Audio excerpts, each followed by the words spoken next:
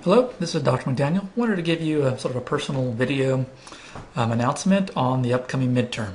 So the midterm is due October 3rd. Again, I'll give you the 5 extra points on the midterm if you can take it by the due date, which is October 3rd, and then I'll give you a 3-day grace period. So definitely get it done by October 6th. Okay, if it's done after that date, there'll be a 10-point penalty just to prevent you from getting further and further behind. So do everything you can to get it done by the 6th, no later than the 6th. So if you have not been able to study and October 3rd is too early, it's not worth the extra 5 points to get it done on the 3rd if you happen to miss half the questions. So use that extra time, go to the 6th if you need to. But when those of you who do end up using the extra time, it does eat into the subsequent material. So you need to find a way to get caught up. A couple things. The midterm, because it is cumulative, I will use that grade to replace Test 1 grade if your midterm grade is higher than Test 1. So let's say Test 1 grade you made a 60, and on the midterm you make an 85. You've obviously learned the material from Test 1, so I will use that grade from the midterm to count as the midterm and also to replace Test 1. Okay? I've never actually done this before with a midterm, so hopefully this will give you more motivation to study for it. So the hardest part of the midterm for most students is regression. So let me show you on the homework how you can do this within the homework. You should be able to work on the test, and it should be able to work on the quizzes. So when you come to a data set, you can use your TI calculator when the data sets are small like this. So this one I may just turn to the TI and do it, and there's lots of help videos on that. I have a help handout on that on the website. But it'd be easier, I think, if you click this little button here. All of these data sets should have this little button, and click Open in StatCrunch. And when you click that, it should open this up in StatCrunch.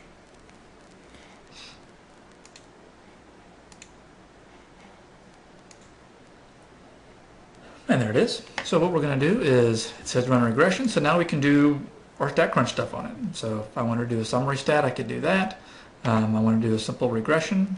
Click on regression, simple linear. I've done this on the video, but I wanted to show you how you can do this within the My Math Lab setting, which is where we're doing most of our work. Okay, so x variable is the x, obviously. The y variable is the y. We'll click next. We're not going to do a hypothesis test, so we can ignore that part. At this point, we're not really doing this.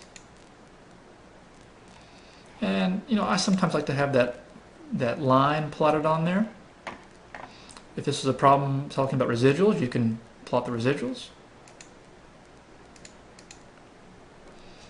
And there we go.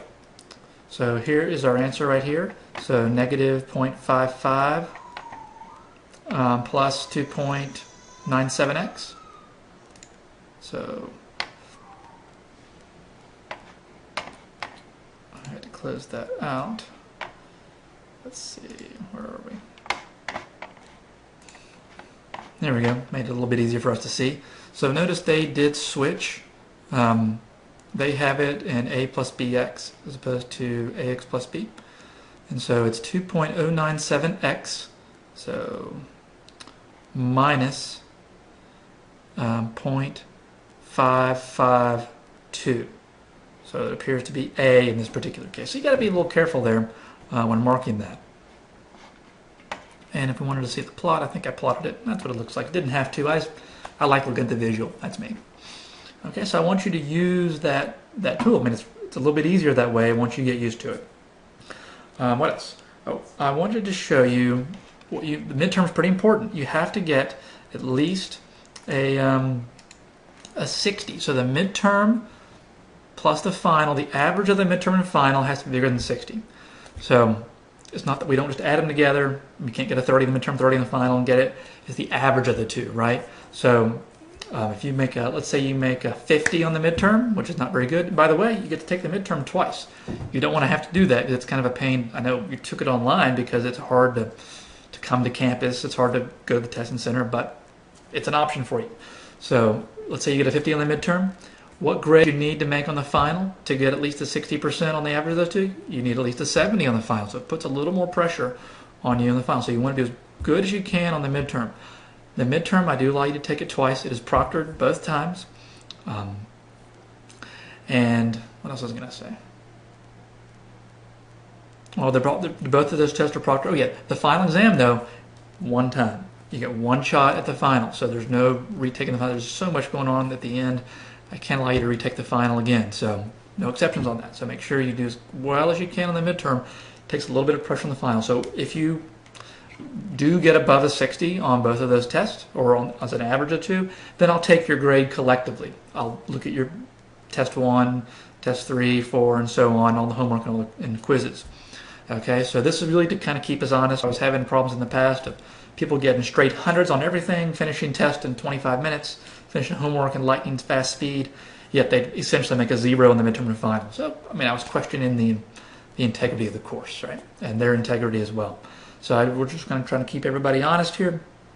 I expect a little bit of a dip on the midterm and final, but not a massive dip, not from 100 to a 0. So hopefully you understand that.